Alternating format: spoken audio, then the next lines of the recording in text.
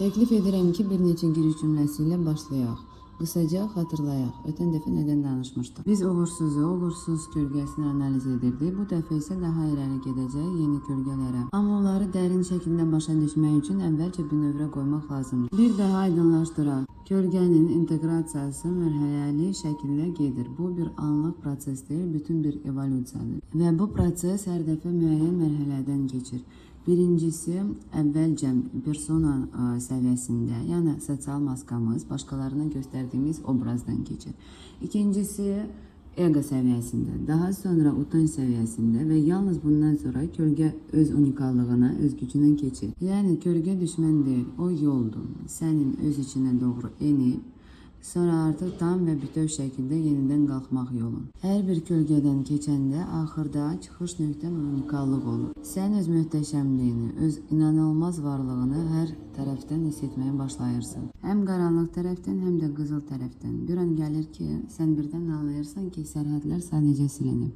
Artıq özünü yaxşı və pis, düzgün və ya səhv, üstünlüklər və çatışmamazlıqlar kimi mərhələlərə bölmürsən. Sən sadəcə varsan və özünə var olmağa icazə verirsən. Artıq öz keyfiyyətlərinə, hisslərinə, istəklərinə, mübarizə ilə yox, qınaqla yox, qəbul ilə yanaşırsan. Sadəcə sakit qəbul kimi yox, barışıq kimi. Sən ki, nəhayət özünlə razılığa gəlirsən, mən tam olaraq buyam və bu hamısı mənim. Yəni tam neytral yox, amma daxili mübarizəsiz. Sanki özünün bütün tərəfləri ilə barış imzalayırsan. Çox vacib bir məqam var. Bir şəxsiyyətdən, yəni personadan, maskadan, yəni cəmiyyət üçün yaratdığımız sosial obrazdan uzaqlaşmağa başlayanda, məsələn, uğursuz insanla işləyərkən, uğursuz obrazdan, uğursuz kölgə ilə işləyərkən, burada maraqlı bir mərhələ başlayır.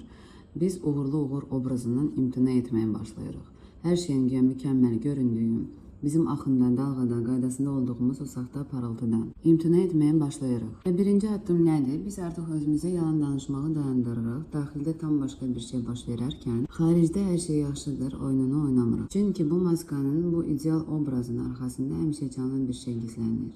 Ağrı, qorxu, yorğunluq, tərəddüd və özün olma istəyi. Əsas məsələ illüziya yaratmağı dayandırmaqdır. Etiraf etmək, o uğur parıltısı maskasını, mən güclüyəm maskasını çıxarmaq. Çünki yalnız özünə yalan deməyi dayandıranda kölgə ilə həqiqi iş başlayır. Və məhz buradan həqiqi, canlı, mənə gedən yol başlayır. Mən təklif edirəm praktik bir məşq edək, упражнение. Səmimi cavab verin bir neçə suala. Sual 1. Mən uğursuzam nə vaxt? 5-10 tamamlanmış cümləsindən uğursuzam nə vaxt? İnsanlar adətən belə cavab verirlər. Mən uğursuzam o moment ki, ilk cəhdə məndə nəsə alınmır. Yəni, mən uğursuzam ilk cəhdə alınmadıqda. Mən özümü uğursuz hiss edirəm. Məni ictimai şəkildə tənqid edəndə. Mən uğursuzam layihə uğursuz olduqda. Mən uğursuz özümü hiss edirəm razılıq almadıqda. Mən özümü uğursuz hesab edirəm başqalarının gözü qarşısında səhv etdikdə. İndi hər cümləni əksinə çevirirsiniz. Məqsəd eqanı sakitləşdirməkdir. Yəni, qorxunu inkar etmirik, ona yeni məna veririk. Formul. Əvvəl mən uğursuzam ilk cəhdə alınmadıqda. Çevrilmiş ilk cəhdə alınmadıqda dəyərli təcrübə qazanıram. Daha güclü, ağıllı, müdrik oluram. Sonra ikinci, üçüncü, dördüncü cəhdləri həyata keçirirəm və nəticə verir. Başqa nümunə. Əvvəl mən uğursuzam, ictimai şəkildə tənqid olunanda. Çevriliş. Tənqid güzgüdür. Harada inkişaf edə biləcəyimi görürəm. Və xarici səs-küyə qarşı dözümlü olmaq fürsətidir. Tutalım, mən uğursuzam, o halda ki, layihə uğursuz olanda, mən özümü uğursuz hiss edirəm, layihə uğursuz olanda. Çevriliş. Uğursuzluq yeni başlayan üçün ödənişdir. Sonra təcrübə mükafatı ilə gedirsən. Bu inkişafı sürətləndirən əks əlaqədir. Unutmayın, uğursuzluq hökm deyil, bu işləməli olduğumuz əsas kölgədir. İnteqrasiya mərhələlərlə gedir. Persona, yəni maska, obraz, sonra ego, sonra utanç, sonra unikallıq. Verdiyim bu məşq, yəni упражнение inteqrasiya yolunda praktik addımdır. Bu упражнениyanı səmimi edin və siz mən edən adama, mən edirəm reputasiyasını formalaşdıracaqsınız. Bildinizdə hər bir mən uğursuzam cümləsinin üzərindən qırmızı xətt çəkirsiniz, qələmlə xətt çəkirsiniz. İlkin tutalım mən uğursuzam. Əgər hər şey birinci dəfə məndə alınmır, onun üstündən qırmızı xətt çəkirsiniz. Tərs təsdiqi yazırsınız. Əgər hər şey birinci dəfədən alınmırsa, mən dəyərli təcrübə qazanıram. Mən daha güclü və ağıllı oluram. Bu təcrübə məni növbəti cəhdlərdə gücləndirəcək. Məqsəd eqanı sakitləşdirmək. Eqo istəyir ki, sən heç nə etməyəsən, təhlükəsiz qalasan. O bizə deyir ki, dikbari deyir ki, sən heç nə etmə, təhlükəsiz qal. Sənin vəzifən onunla münaqişə etmək yox, onu sakitləşdirib razı salmaqdır. Sən isə özünə göstərirsən ki, uğursuzluq deyil, uğursuzluq yox, təcrübə gəlir və bu təcrübə güc verir. Utancla isə, yəni ki, biz başqa strategiya götürürük, utancla oyun formasında oynayırıq utancla. Utancla biz müharibə aparmırıq, onunla oynayırıq, oyuna çeviririk. Utancla davranışımız tam başqadır, biz onu ego kimi, yəni rasional şəkildə sakitləşdirməyə çalışmırıq. Biz birbaşa utancın üstünə gedirik. Belə bir oyun götürürük. Deyirik ki, gəl bir dəfə də yoxlayaq. Gəl belə edək, gəl elə edək. Beləcə utanc ilə, yəni ki, belə utanc ilə davranırıq da. Onu düşmən kimi yox, ağır yük kimi yox, oyun, macəra, zarafat kimi qəbul edirik. Bir növ ona vızıf, bir növ özünə vızıf kimi edirik. Yəni, eksperiment aparırsan. Yəni, utanca meydan oxuyuruq. Oynaq bir yanaşma götürürük. Bu formada utancla davranırıq. Ego isə gecə növbəsindəki qoruyucudur. O qorxur ki, sən zədələnərsən. Sənin vəzifən onu məhv etmək deyil. Ona deməkdir ki, görürsən, mən addım-addım gedəcəm, mən bacaracağam. Sənin qorxuya ehtiyacın azalacaq. O zaman onun qoruyuculuğunu aradan götürürük və hərəkət etməyə başlayırıq. Mən demişdim ki, ego ilə fərqli davranmaq lazımdır. Onunla dil tapmaq, sakitləşdirmək, vəziyyəti çevirmək gərəkdir. Əgər biz, məsələn də, əgər biz bir işi ilk cəhddən bacarmırıqsa, özümüzü uğursuz hiss edirik. Bunu biz belə çeviririk. İlk cəhdə alınmadıqda mən dəyərli təcrübə qazanıram. Daha güclü, ağıllı müdrik oluram. Sonra ikinci, üçüncü, dördüncü, hətta 20-ci cəhdlərimdə tətbiq edəcəm. Çeviririk dediyimiz budur. Amma utancla belə olmur. Utancla oyun oynamaq lazımdır. Görək necə olacaq, bəs belə eləsək, yox, bəs bu tərəfdən baxsaq, bu şəkildə davransaq. Egoya təsir edən alətlər utanca işləmir. Utancla tam başqa dialoq lazımdır. Utanc hissini hiss elədiniz, orada yaradın zarafat, macəra, oyun. Biz bədəndə də elə görünəcək. Sanki biraz zarafat, yəni hiss olunacaq bədəndə. Sanki biraz zarafat, biraz macəra, biraz oyun havası gələcək. O azad uşağı içində oyatmaq lazımdır. O uşağı ki siz oyadacaq, uşaq oynaya-oynaya onu əridəcək, utancı əridəcək, işsiz yox edəcək. Biz birbaşa utancla üz-üzə gəlirik. Ondan qaçmırıq, gizlənmirik, üzərindən gedirik. Amma necə? Aqressiya ilə yox, oyunla. Gəl belə edək oyunun. Utancla belə davranırıq. Gəl belə edək. Bəs belə olsa necə? Gəl bunu da yoxlayaq. Bu sanki içimizdəki azad uşağın səsi kimidir. Qorxmayan, maraqlanan, təcrübə toplayan uşaq. Elə fərq nədir? Ego sakitləşdirilməyə, başa salınmağa, hər şey yaxşı olacaq tipli sözlərə ehtiyac duyur. Onu düzəltdiyin, yönləndirdiyin zaman rahatlanır. Utancla isə bu işləmir. O sanki içindəki ağır plitə kimidir. Nə qədər ağır danırsan da o tərpənmir. Ona görə də başqa bir yol lazımdır. Oyun, yumor, azadlıq. Daha ego üçün nümunə. Məsələn, sən deyirsən, birinci cəhdə alınmayanda mən uğursuzam. Yəni, birinci cəhdə məndə alınmayanda mən özümü uğursuz hesab edirəm. Biz bunu belə çeviririk. Birinci cəhdə alınmayanda mən təcrübə qazanıram, daha ağıllı, güclü, müdrik oluram. Növbəti dəfə daha yaxşı alınacaq. Bu ego üçün işləyir, çünki orada sakitləşmə və məntiq var. Amma utancla belə olmur. Utancla sən ağır söhbətə girmirsən, onunla oynayaraq davranırsan. Gəl bir cəhd edək, baxaq nə olur. Qoy belə eləyim, görüm nə çıxır. Gəl bu dəfə də gülməli şəkildə eləyək. Bu zaman içindəki ağır plitə yüngülləşir. Sanki utancla mübahisə etmirsən, sadəcə onu oyuna çevirirsən. Nəticə, sən artıq özünü ciddiyə almırsan, sən artıq mən biabır oldum demirsən. Deyirsən, bax gör, bu da mənim yeni səhnəmdir, gəl bir baxaq necə oynayacam bunu. Beləcə utancla deyil, azad uşaqla danışırsan. Bu azad uşaq içindəki yüngüllük, maraq, spontanlıq, utanımını əritməyə başlayır. Utanmaq tədricən oyuna çevrilir.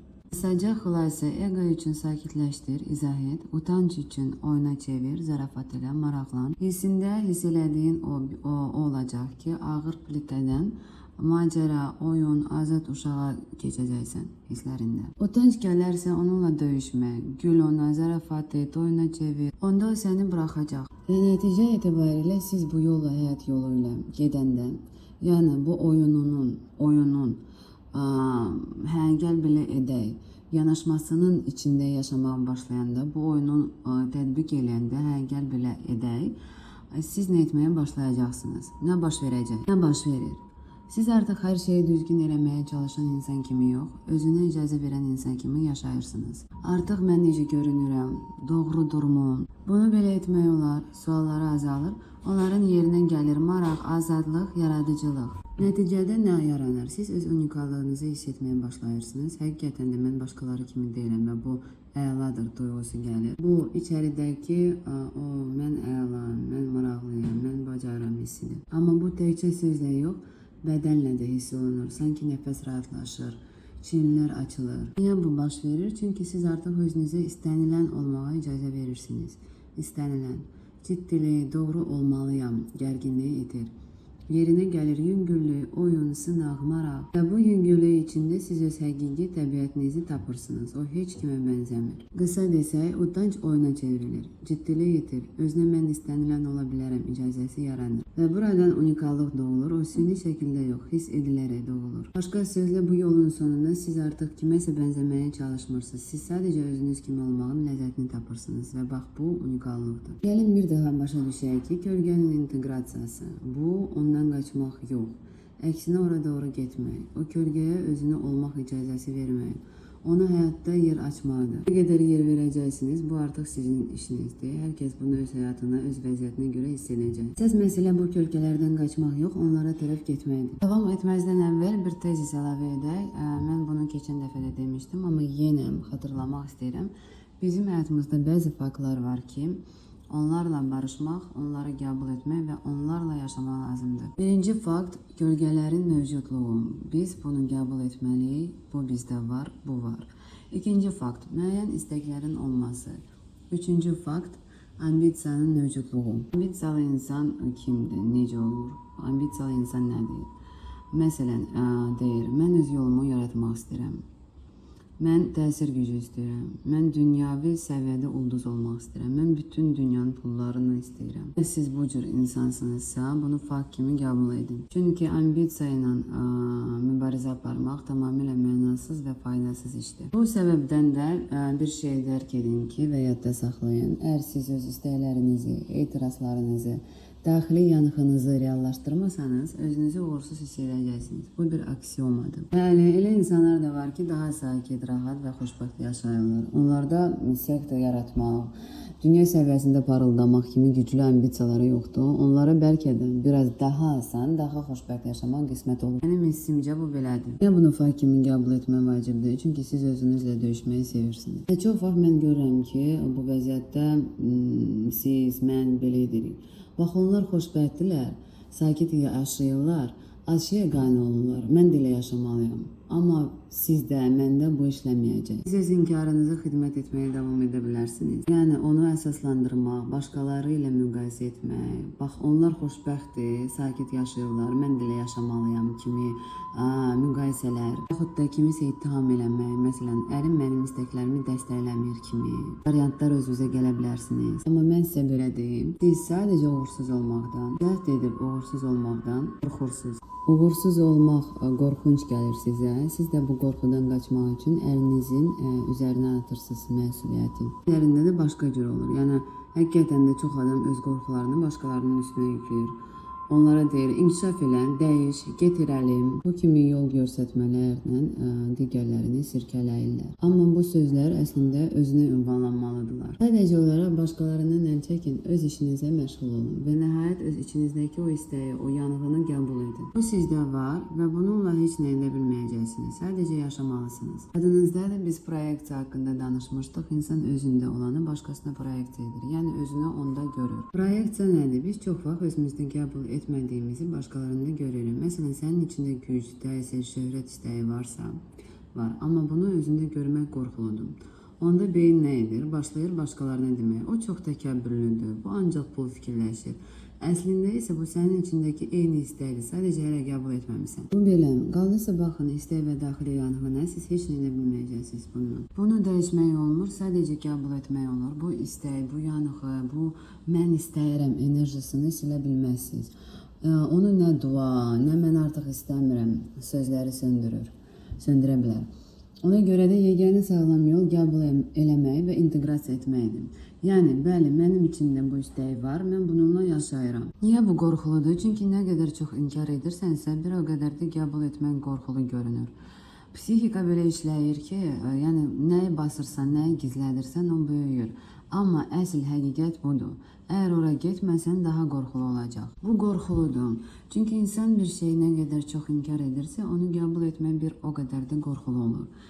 Psixika belə işləyir, amma bunu anlamalısınız. Əgər siz ora getməsəniz, daha da qorxulu olacaq. Ambisiyalı insan üçün cəhdən qorxub oturmaq, yəni heç sınamamaq, daxildən yavaş ölüm kimidir. Bəli, biabır olmaq qorxuludur, amma heç sınamadan qalmaq 10 qat qorxuludur. Bəli, utandırıcı vəziyyətə düşməkdən çox qorxursunuz, amma ambisiyalı insan üçün ümumiyyətlə cəhd etmədən oturmaq bu daxili ölüm kimidir. Sizin üçün daha dəhşətlisi ora getməməkdir. Bilirsinizmi, belə insanlar var ki, yaşlandıqca onlarla ünsiyyət mümkün olmur. Çünki onlar öz potensialını reallaşdıra bilməyiblər və indi başqalarının enerjisi ilə yaşayırlar. Uşaqlarının, yaxınlarının, kiminsə hesabına. Belə insanlar çox vaxt toksik olurlar. Toksikliyin kökü hardandır? Reallaşmamış potensialdandır. Mən niyə bunları deyirəm? Çünki əgər siz öz istəklərinizi, etirazınızı, daxili yanğınınızı reallaşdırmasanız, özünüzü uğursuz kimi hiss edəcəksiniz. Bu daxili əzab kimidir. Məndə alınmadığı hissi illərlə insanı yeyir. Nə olur? Əgər insan bu enerjini basırsan, gizlədirsən, reallaşmayan insan sonradan başqalarının həyatına yapışır.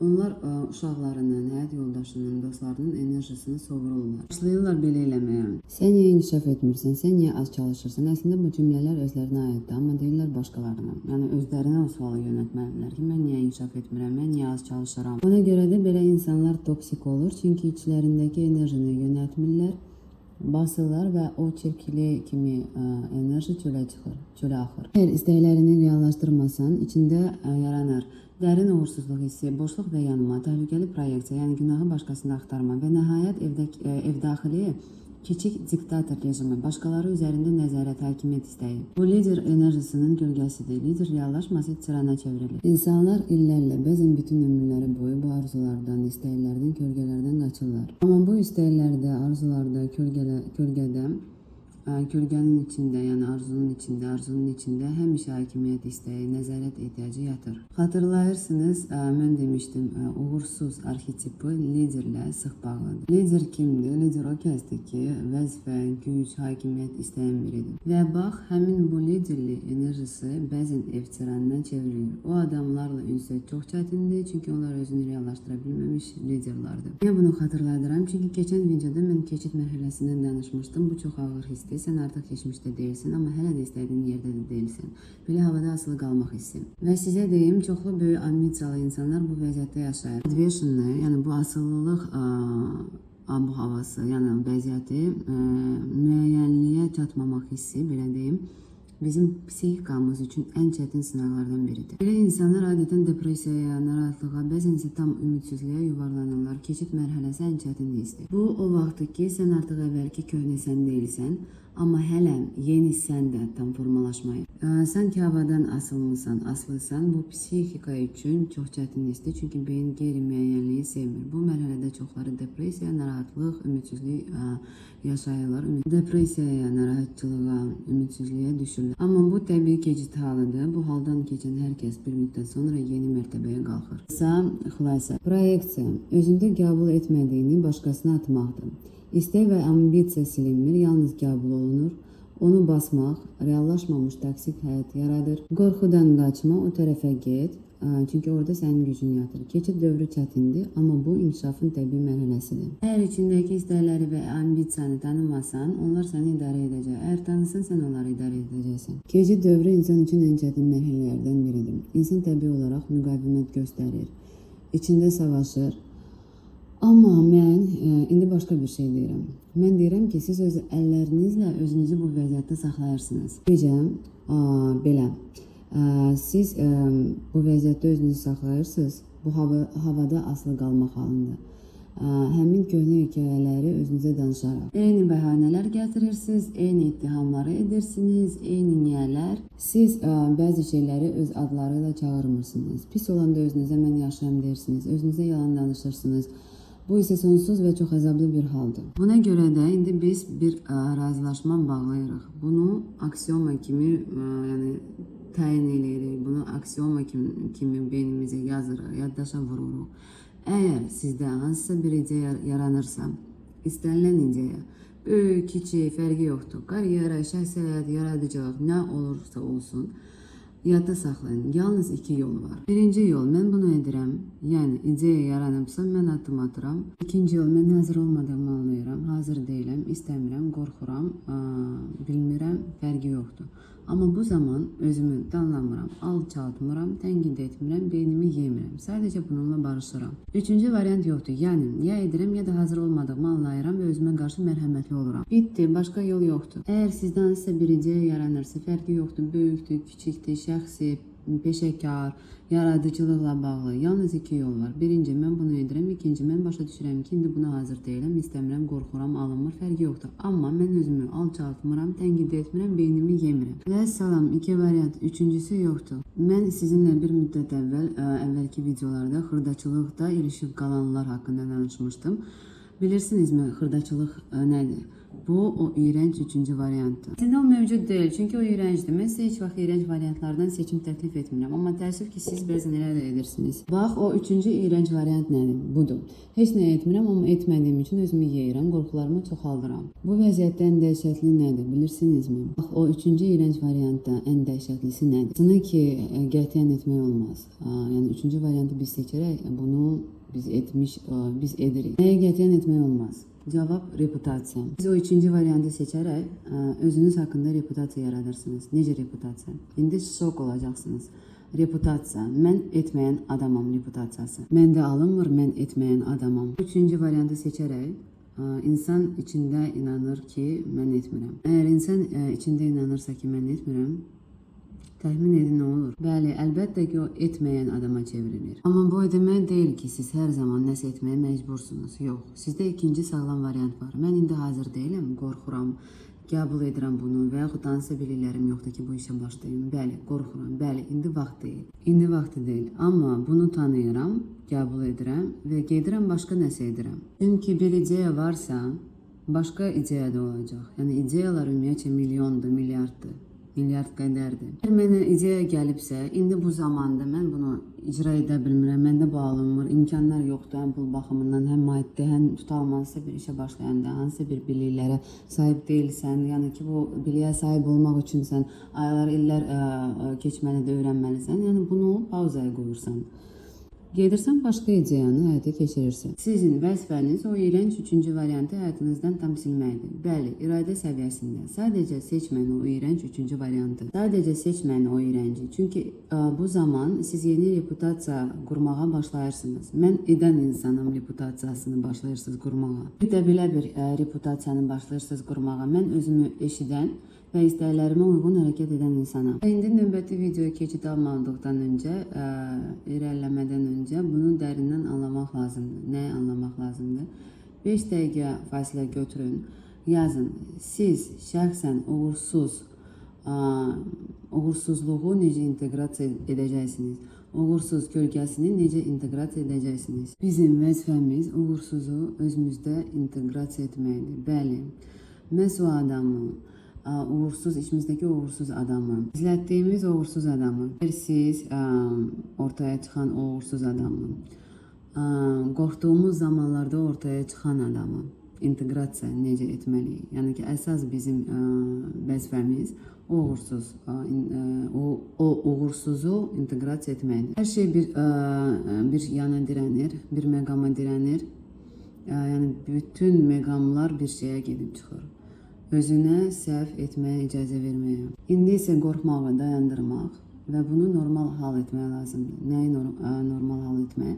Səhvləri. Çünki uğursuz bizim psixikamızda çox sıx səhvlər, uğursuzluqlar, işlərin düz getməməsi ilə bağlıdır. Ürəyində əsas odur. Uğursuzluqlardan qorxmaq lazım deyil. Bilinçli şəkillərdə, yəni осознанно onlara doğru gedirik, onları edirik, yaşayırıq, öyrənirik, qəbul edirik. Bəli, plan böyüdür, bəli, biraz qorxuludur, amma fakt budur. Əgər biz böyümək, azad olmaq istəyiriksə, məhz bu yola getməliyik, bu yoldan keçməliyik. Bunu normal qayda edin. Bilirsiniz, yəni bunu zarafat kimi düşünün. Ən uğurlu insanların ən çox uğursuzluğu var. Onların milyardlarla cəhdi, uğursuzluğu olur. Çünki uğurlu insanlar ən çox hərəkət edənlərdir və daha vacib olan sənin özünə qarşı reputasiyan var. Yəni uğurlu insanların özlərinə qarşı reputasiyaları var. Məsələn, bu kimi reputasiya, mən edən adamam. Hər bir uğurlu insan deyir ki, mən edirəm. Uğurlu insanlar özü haqqında belə düşünürlər ki, mən edənəm. Məndə bir tanış var, o özü haqqında belə deyir. Mənim üçün mümkünsüz heç nə yoxdur. Və bu sadəcə söz deyil, o doğrudan da belə yaşayır. Onun üçün sərhədlər yoxdur və bəli, tormozlar da yoxdur. Tormozların, sərhədlərin olmamağı bu artıq əks təsirdir. Побочный effekt deyilən bir şey var. Bax odur. Çünki insan hər şey mümkündür vəziyyətində yaşayanda bəzən də oradan da biraz dayanmaq, nəfəs almaq lazım olur. Düzdür, vacib, çox vacib bir məqamdır ki, o bu təsiri qəbul edir. Yəni əks təsiri qəbul edir özündə, hətta sevir. Çünki bu onun qüvvəsinin bir hissəsi. Bu qızıl kölgənin anıdır. Qızıl kölgə həmişə bir əks təsirlə gəlir. Əgər bir insanda birinci olmaq, yenilik açmaq kimi bir super güc varsa, onun yan əks təsiri də budur. Sərhədsizlik, tormozsuzluq. Bu qadın birinci olmağı sevir. O gözləmir ki, mən kimsə nəsə etsin, gedir və özü edir. Hamı bir istiqamətə gedirsə, o tərsinə gedir. Belə adamlara tez-tez bir sual verirlər. Necə edirsən? Bu qədər insan səndən sonra təkrarlayanda sən buna necə baxırsan? O isə tam sakitliklə cavab verir. Bu əks təsirdir. Başa düşürsünüz də? İlk addımı atan insanın həmişə bir əks təsiri olur. Burada da yəni əks təsir, побочный effekt, onun arxasınca təkrarlamağa başlayırlar. Amma əsas məqam budur. Sən bu yan təsiri, əks təsiri hiss edə bilərsən, amma ondan qorxmaq lazım deyil. İndi isə diqqət, niyə bəzilərində hansısa bir iş asanlıqla ərzəyə çıxır, bəzilərində isə yox. Çünki o insanlar içərilərində artıq başqa bir reputasiya qurublar. Onlar özlərinə çoxdan deyiblər. Mən bacaranam. Və bax, bu daxili qərar onların bütün hərəkətini müəyyən edir. Burada əsas məqam nədədir? İnsana bəzən elə gəlir ki, o nəsə unikal bir şey yaratmaq istəyir. Elə bir şey ki, heç kim etmir. Xüsusi, yeni, təkrarsız. Və imенно burada yaranır qızıl kölgənin anı. Belə deyim də, ilk addım atan, ilk nəsə kəşf edən, yolu açan kölgəsi.